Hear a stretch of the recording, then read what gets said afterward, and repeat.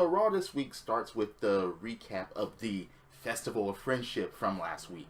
And of course, you saw the whole comedy bit and then Jericho being beat down by his now former friend Kevin Owens. I wonder what's going to be happening with the United States Championship at WrestleMania, because there's no match at Fastlane for that title. But anyway, Kevin Owens starts in the ring, dressed in black, spotlight on him, and basically it's just darkness with the spotlight. Of course, is this going to be some type of dark promo? And he's like, the spotlight is on me, finally where it belongs. And then he answers the question, why? Why will he retain his title at Fastlane? So he runs down Goldberg, says that he never believed in the hype, he was never impressed, and he iterated that he doesn't have to beat Goldberg, he just has to outlast him and outsmart him. Wonder how that's going to turn out. And basically he says that superheroes don't exist and that he's going to prove that to Goldberg's wife and Goldberg's son at Fastlane. And then he just says, yeah, Goldberg, you're going to stand on the other side of the ring shouting, who's next? But Goldberg, you're nothing. And then as far as Chris Jericho, he didn't even want to address Jericho. He just drops the mic and he walks out.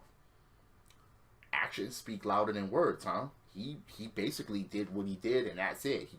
He's like, look, it doesn't need an explanation. Oh well, I'm Kevin Owens. I'm the Universal Champion. I'm going to keep the Universal title, maybe. But, yeah. This Kevin Owens should be the one that sticks. He should have stuck with this from here on, you know, because Kevin Owens is a threat. We can take him seriously and he is good in the fucking ring. So he already had all the tools. And now they may, you know, go back to booking him the right way, as far as everyone taking him 100% seriously once again. But anyway, you have Enzo and Cass versus Cesaro and Sheamus for the #1 contendership for the fucking Raw Tag Team Championship. And look, not that I was pissed off at the match or at the outcome or anything like that. This is for Fastlane, not for WrestleMania. I don't see either of these teams getting the belts at Fastlane, which Enzo and Cass won the match, by the way. But I don't see any of these teams, and I'm going to make a prediction right now. Enzo and Cass are going to be coming up short to winning because of Cesaro and Sheamus interfering. It's funny because after the match, Sheamus kicked Enzo, you know, with a bro kick outside of the ring, and people were even shouting, thank you, Sheamus. Damn, you're cruel, LA. Damn, I love LA. But anyway, new #1 contenders, Enzo and Cass, and damn, where's this going to go? Are they going to actually beat the club at Fastlane? I don't think so. But at least it sets up a fucking match and a couple of potential feuds. Charlotte sends out a tweet talking about, okay, they recapped the whole Bayley thing. And I'll get to that a little bit later. And Charlotte is like, yeah, do the right thing and relinquish the title. Like that's going to happen. It's not like Bayley is injured. If Bayley was injured, that would be different. But no, relinquish the title back to me because you didn't win it fair and square. You had to have help. Seriously?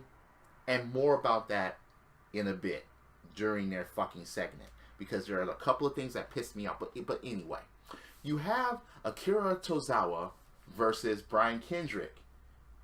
That never took place because Brian Kendrick extends his hand, no handshake, no match. Brian Kendrick basically just goes on the attack, and it's like, okay, look, we understand that there was supposed to be some type of mentorship going on, but you know, Akira Tozawa said no to that. So Brian Kendrick is all upset. They're trying to just gasp at straws in order to just create feuds out of nowhere. No match. Oh well. Anderson and Gallows versus Roman Reigns. Um, guys, ladies and gentlemen, I just don't. Again, this happened last week. You have your Raw Tag Team Champions against one fucking dude that they're trying to overhype, that they're trying to over fucking feed to us, that they're trying to just make him just this ultimate big fucking deal, and we're not buying it. If he would have ran over, let's say, another team, I don't know, Breezango, fine. But this is the Raw Tag Team Championship. It's just, okay, Reigns didn't win the match. He lost by DQ by using a chair that fucking was brought in by Anderson and Gallows. But that's besides the point. You put this dude against the fucking tag team champions and they can't take him out immediately. Or even just get a chance to take him out. Or, no, just... Fuck, man. That just... you know what? I got nothing more to say about that. It's just ridiculous that we're supposed to be taking the tag team champions seriously, and finally they fucking got them, and now they're just put in handicap matches, and they can't finish the dude off. It's just... Anyway. So, you got the New Day that's going to host WrestleMania. What? They're not going to have a match? They're not going to be a part of WrestleMania? What? They're going to be a part of the Andre the Giant Memorial Battle Royal and that's it? And they're just going to be hosting WrestleMania with backstage segments? But anyway, they go against Jinder Mahal and handsome Rusev. Again, the face mask thing. Look, you're not Cody Rhodes. You're not dashing. Handsome Rusev, no. No. God. No, okay? Just... But the New Day... This whole fucking Blueprints the ice cream machine. They brought that up again, and they have it on iPad minis this time, and somehow fucking Lana has their plans, and it's like, please, please, please.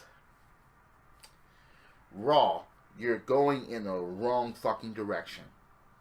Through most of this show, it's been fucking a wrong direction. And it's a damn shame because most of the people that you have can be very entertaining. But the direction that you're going, I just don't like the direction. I just don't. Jinder Mahal and Rusev, are we supposed to be taking them seriously? In any way, shape, or form? Oh yeah, they lost, by the way. Duh.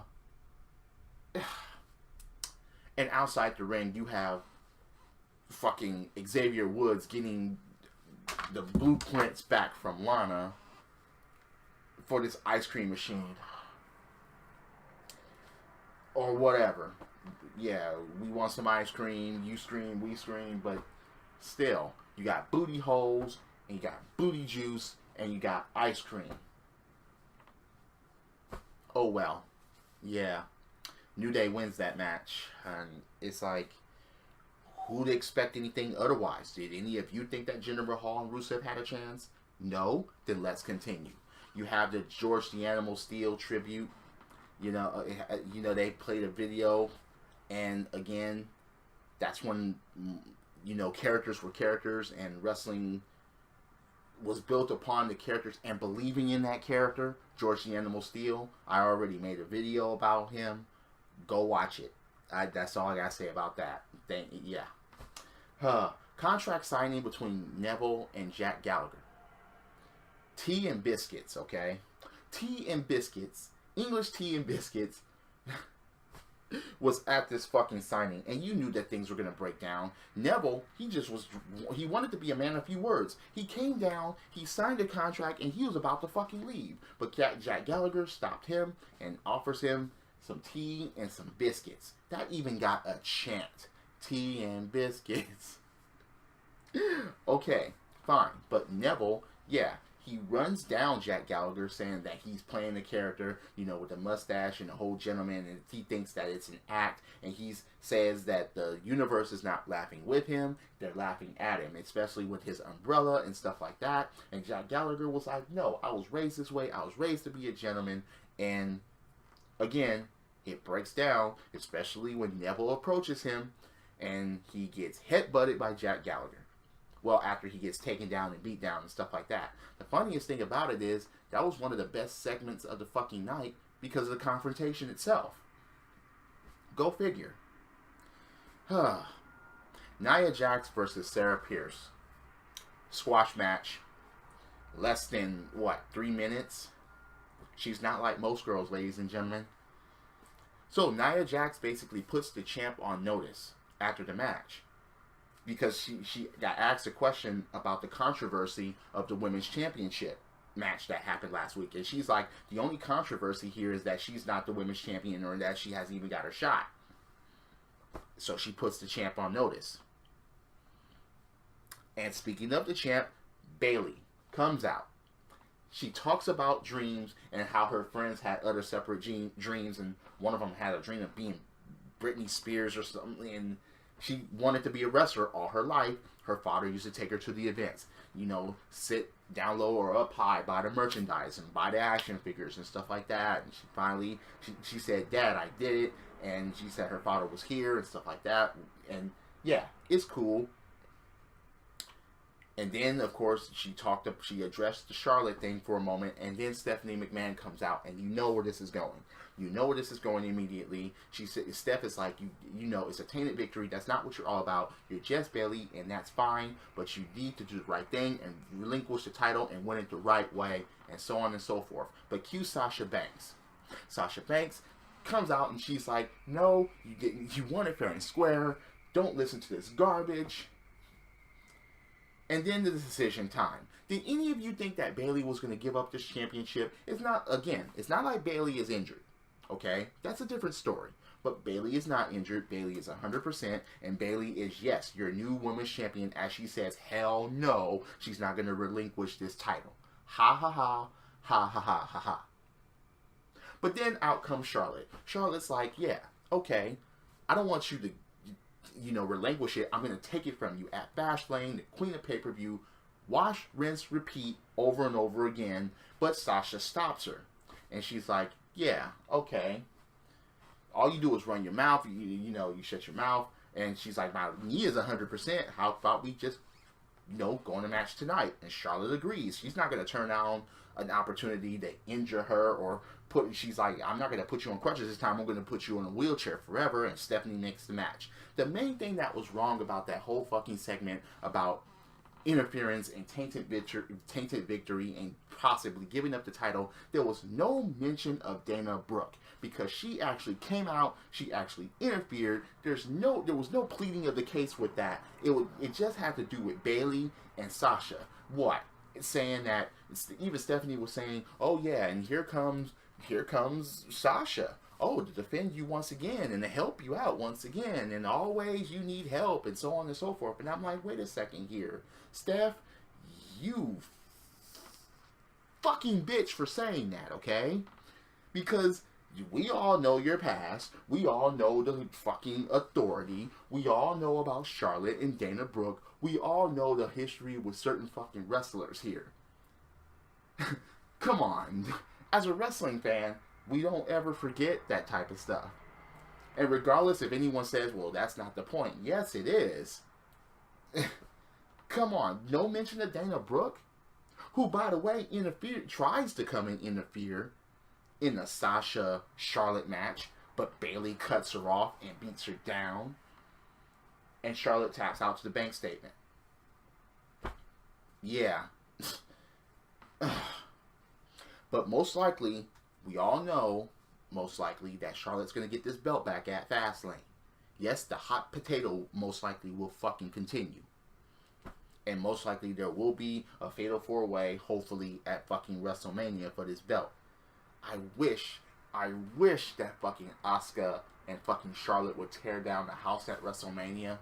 That's worth the price of admission alone. But anyway, So, you have DDP going in the Hall of Fame. Congratulations. Even though I wasn't particularly a fan of DDP. I admit I wasn't. However, I do appreciate what he went through in order to get to the Holy Grail, the WCW Championship. He was United States Champion. He was Tag Team Champion. He was European Champion. Look, again, I wasn't a particular fan of his, but once again, congratulations to DDP. Wasn't really a fan, but it still deserved. And I'm glad that he's getting the recognition. So, you have Kevin Owens versus Sami Zayn.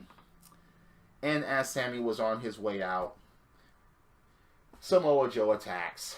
Because Sami gave an interview earlier, and he was basically spitting about Samoa Joe and Triple H, and he was also talking about when he went on the highlight reel, and he tried to tell Jericho that what happened to Jericho was going to happen with Kevin Owens, and he didn't want to say, I told you so, but he sees a lot of Kevin Owens within Samoa Joe, and they are similar and stuff like that, and he ran down Samoa Joe about Triple H, and yeah, so Samoa Joe basically came out and attacked, and he's like, yeah, you can say my name, don't you utter my name unless it's with respect, and so on and so forth, and basically demolishes Sami Zayn, throws him in the ring. The match begins because Sami Zayn doesn't want to back out, and Sami Zayn just gets his ass whooped, pop-up powerbomb, and that's it.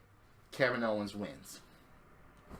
Okay, so after that, though, you get tension between Stephanie and Mick Foley in the back. And it's like, alright. And most of the tension was about the Samoa Joe thing. And it was a pretty interesting interview. It was a pretty interesting segment because Mick, asked Stephanie not to treat him like he was stupid, but then he demanded that. So the tension is clear. And Stephanie even warned him about having a bad accident. Will Mick Foley have another flurry, another match? Will it be against Samoa Joe? That will be very fucking interesting if Samoa Joe ends up beating down Mick Foley or something like that. But anyway, Lesnar and Heyman have an interview with Michael Cole, who gets scared out of the fucking way by Brock Lesnar. So they run down the situation of if Goldberg beats Kevin Owens for the Universal Championship, guess what? WrestleMania is going to be Goldberg, Lesnar, Universal title. You see, earlier in the night when Kevin Owens was running down the whole Goldberg situation, he said that Brock Lesnar took him lightly and that he's not. And it's like, okay, but Heyman is even saying one spear and one jackhammer later, we're going to have a new Universal Champion. And, again, it was where it's, look, once again, master mic work by Paul Heyman. It was. And they addressed that whole situation, and they were like, look, if Goldberg does get this title, it will be one more thing for Brock Lesnar to conquer from Goldberg at WrestleMania. So, again, this is getting very interesting. And we still don't know where they're going to go with it 100%. So, Strowman faces the Big Show. But before that, I was like, okay, you have motherfuckers reinforcing the ring. Why are motherfuckers reinforcing the ring? Like, oh, these two behemoths, there's been battle royals and Royal Rumbles and motherfuckers are in the ring and giants and stuff like that have collided before. What the fuck is this reinforcing the ring garbage? That was garbage. Again, don't treat the fans like we're ignorant, stupid, or that we just forget stuff, okay? That is inexcusable, but anyway. Strowman versus Big Show. Okay, for what it was worth, the match was pretty fucking entertaining as far as showcasing about Braun Strowman being a big man. However, again, did any of you think that the Big Show was going to fucking win this match? I would like for you to say that if you thought that he was going to win. Okay? Even during the match, when, he chokeslammed Braun Strowman. He even knocked him out. But it didn't beat Strowman. Strowman kicked out. You know, it took 2 power slams to beat the Big Show, but again, Big Show has been jobbing the motherfuckers for years. He hasn't been a dominant giant ever since WCW, really. Yes, he's been champion in WWE. He's held virtually every title, but he hasn't been the unstoppable dominant force 100% of the time. He's been jobbing, he's been putting people over, and that's the Big Show's position for a long time. Same with Mark Henry. But after the match, Roman Reigns comes, attacks, and fails. Oh yeah, he hits a couple of Superman punches. 2 Superman punches, yeah. Take 2 shots. But he tries a spear and gets basically drop kicked out of it by Braun Strowman, and then a fucking power slam, and that's it. So, no one can stop Strowman at this point. And they end the show like that.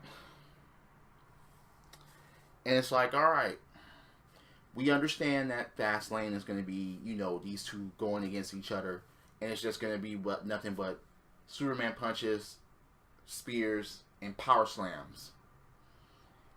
Even the Big Show and Braun Strowman just put on a giant match, as far as saying you can look at that and you can be like, yeah, that was an okay match. It wasn't great, but it wasn't Miz. It wasn't bad. Okay? It was believable. It was. But again, we just knew that the Big Show wasn't going to win. So Roman Reigns attacks, but he fails. So what? Is he going to channel his Samoan superpowers and fucking win at Fastlane? Then where does he go from there? And he better not go to the fucking Universal Championship. But anyway, tell me what you think about the show. And again, am I full of shit? Am I telling the truth? Do you think that... Look, input your ideas or what you thought about the show. I always am open for debate about wrestling. Drop kicks, body slams, throwing motherfuckers over the top rope, both feet hitting the floor. Yes, I'm a wrestling fan. This is the theme, and I'll see you later. Credits.